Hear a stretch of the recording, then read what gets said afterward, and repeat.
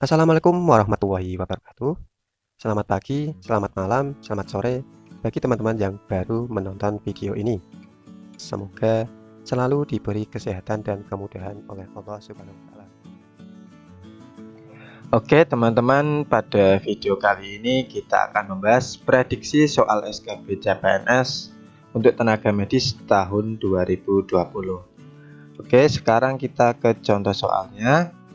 Untuk soal yang pertama, seorang laki-laki berusia 80 tahun mengalami kurang pendengaran pada telinga kanannya. Bagaimana sikap perawat dalam menyampaikan lisan agar lebih mudah?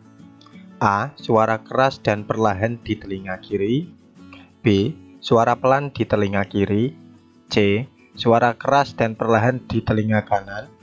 D. Suara pelan di telinga kanan. Atau E. Suara keras dan cepat di telinga kiri. Ya, jawaban yang tepat adalah yang B. Suara pelan di telinga kiri. Kita lihat pembahasannya. Cara untuk menyampaikan pesan agar lebih mudah didengar dan dimengerti lansia yaitu dengan membisikkan secara perlahan kata demi kata ke telinga sebelah kiri. Apabila dibisikkan dengan suara keras agar terdengar tentang apa yang diucapkan, itu merupakan cara yang salah. Yang benar adalah dibisikkan ke telinga kiri secara perlahan, karena pendengaran telinga kiri masih normal. Jadi jawaban yang tepat untuk nomor 1 adalah yang B. Selanjutnya soal nomor 2. Pasien, yaitu setiap orang yang melakukan konsultasi masalah kesehatannya untuk memperoleh pelayanan kesehatan yang diperlukan, baik secara langsung maupun tidak langsung di rumah sakit atau di puskesmas. Undang-Undang Permenkes yang mengaturnya adalah A. Nomor 68 Tahun 2014, B. Nomor 69 Tahun 2010, C. Nomor 69 Tahun 2014, D. Tahun 67 Tahun 2009, atau E. Nomor 68 Tahun 2007. Ya, jawaban yang tepat adalah yang C, nomor 69 tahun 2014. Kita lihat pembahasannya. Peraturan Menteri Kesehatan Republik Indonesia nomor 69 tahun 2014 mengatur tentang kewajiban rumah sakit dan kewajiban pasien, yang dimana di dalamnya juga dijelaskan bahwa pasien adalah setiap orang yang melakukan konsultasi masalah kesehatannya untuk memperoleh pelayanan kesehatan yang diperlukan, baik secara langsung maupun tidak langsung di rumah sakit. Jadi jawaban yang tepat untuk nomor 2 adalah yang C. Selanjutnya soal nomor 3. Yang tidak termasuk dalam manfaat dari jaminan kesehatan nasional adalah A. Premi angsuran komersial relatif tinggi. B. Memberikan manfaat yang komprehensif dengan premi terjangkau. C. Menerapkan sistem kendali biaya dan mutu. D. Kepastian pembiayaan kesehatan yang berkelanjutan. Atau E. Semua jawaban benar. Ya, jawaban yang tepat adalah yang A. Premi angsuran komersial relatif tinggi. Kita lihat pembahasannya. Manfaat jaminan kesehatan nasional adalah sebagai berikut. Yang pertama, memberikan manfaat yang komprehensif dengan premi yang terjangkau. Kemudian yang kedua, menerapkan prinsip kendali mutu dan biaya. Yang ketiga, menjamin kepastian pembiayaan pelayanan kesehatan yang berkelanjutan. Dan yang terakhir, memiliki portabilitas sehingga dapat digunakan di seluruh wilayah Indonesia. Jadi jawaban yang tepat untuk nomor 3 adalah yang A. Oke teman-teman, kita lanjut soal nomor 4. Sesuai dengan prinsip langkah cuci tangan, hand serap dilakukan selama berapa detik? A. Kurang dari 1 menit. B. 40-60 detik. C. 50 detik. D. 20-30 detik. atau E 10-20 detik? Ya, jawaban yang tepat adalah yang D, 20-30 detik. Kita lihat pembahasannya. Sesuai prinsip dari 6 langkah cuci tangan, hand scrub dilakukan selama 20-30 detik, sedangkan hand wash dilakukan 40-60 detik. Jadi jawaban yang tepat untuk nomor 4 adalah yang D. Selanjutnya soal nomor 5. Tindakan emergensi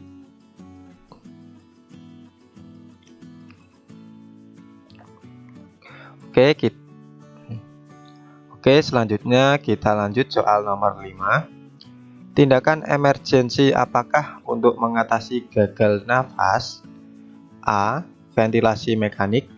B. Resusitasi jantung paru. C. Pemberian adrenalin. D. Pemberian epinefrin. Atau E. Pemberian terapi oksigen. Ya, jawaban yang tepat adalah yang B, resusitasi jantung paru. Kita lihat pembahasannya. Tujuan terapi gagal napas adalah memaksimalkan pengangkutan oksigen dan membuang CO2. Dalam tata laksana terhadap gagal nafas yang segera dilakukan adalah dengan resusitasi jantung paru dengan perbaikan ventilasi dan pemberian oksigen. Terapi terhadap penyakit primer penyebab gagal nafas, tata laksana terhadap komplikasi yang terjadi, dan terapi suportif. Jadi jawaban yang tepat untuk nomor 5 adalah yang B. Selanjutnya soal nomor 6. Seorang perempuan 31 tahun datang dengan keluhan sesak nafas saat naik lift. Gejala disertai rasa cemas, lemas, berdebar-debar, dan mulut kering. Keluhan dirasakan semakin bertambah setelah adiknya meninggal 3 tahun yang lalu karena serangan asma. Pemeriksaan fisik DBN, diagnosisnya yang tepat adalah titik-titik. A. Gangguan psikotik akut. B. Gangguan depresi. C. Klaustrofobik. D. Gangguan ansietas. Atau E. Gangguan bipolar. Ya, jawaban yang tepat adalah yang C, klaustrofobik. Kita lihat pembahasannya. Klaustrofobia atau dari bahasa Latin yaitu claustrum, artinya tempat tertutup, dan Yunani phobos, takut, adalah sebuah penyakit ketakutan terhadap tempat-tempat sempit dan terjebak. Klaustrofobia umumnya dikategorikan sebagai neurosa kecemasan yang dapat menyebabkan serangan kepanikan yang tiba-tiba atau kepanikan seperti situasi di lift, kereta api, atau pesawat udara. Sekitar 5-7% populasi dunia mengidap klaustrofobia, namun hanya sebagian kecil yang mendapatkan perawatan untuk kelainan ini. Jadi jawaban yang tepat untuk nomor 6 adalah yang C. Selanjutnya soal nomor 7. Remaja berusia 18 tahun diantar keluarganya ke rumah sakit jiwa karena tidak mau makan, sering mengurung diri, dan sering menangis. Saat dikaji, pasien mengatakan sedih karena tidak lulus ujian akhir. Pasien merasa paling bodoh dan tidak berguna bagi keluarga. Tindakan keperawatan yang tepat pada kasus tersebut adalah titik-titik. A. Terapi modalitas. B. Terapi keluarga. C. Terapi kognitif. D. Terapi lingkungan. Atau E. Terapi obat-obat. Ya, jawaban yang tepat adalah yang C, terapi kognitif. Kita lihat pembahasannya. Terapi kognitif adalah suatu sistem psikoterapi yang didasarkan pada teori gangguan emosi. Bagian penting yang bersifat terapis dalam terapi kognitif berorientasi pada masalah yang diarahkan untuk memperbaiki masalah-masalah yang bersifat psikologis, sekaligus situasional yang mungkin ikut menambah penderitaan pasien. Jadi jawaban yang tepat untuk nomor 7 adalah yang C. Selanjutnya soal nomor 8. Fasilitas kesehatan yang tidak memerlukan surat izin operasional dalam aktivitasnya adalah titik-titik. A. Praktik dokter, B. Klinik Pratama, C. Puskesmas, D. Rumah sakit, atau E. Klinik umum. Ya, jawaban yang tepat adalah yang A. Praktik dokter. Pembahasannya, praktik dokter tidak memerlukan surat izin operasional dalam aktivitasnya, melainkan cukup menggunakan surat izin praktek. Jadi jawaban yang tepat untuk nomor 8 adalah yang A. Selanjutnya soal nomor 9. Vaksin yang digunakan untuk mencegah terjadinya penyakit cacar adalah vaksin titik-titik. A. MMR, B. Varicella, C. PVC, D. DBT, atau E. HIV. Ya, jawaban yang tepat adalah yang B. Kita lihat pembahasannya. Varicella adalah imunisasi yang diberikan untuk mencegah penyakit cacar air pada anak. Imunisasi ini diberikan pada anak berusia 10 sampai 12 tahun. Jadi jawaban yang tepat untuk nomor 9 adalah yang B. Oke teman-teman, kita lanjut soal nomor 10. Hak bayi untuk mendapatkan air susu ibu eksklusif diatur dalam Undang-Undang tentang Kesehatan pada pasal titik-titik. A. 126 ayat 3, B. 128 ayat 1, C. 128 ayat 2, D. 128 ayat 3, atau E. Tidak ada jawaban benar. Ya, jawabannya tepat adalah yang B.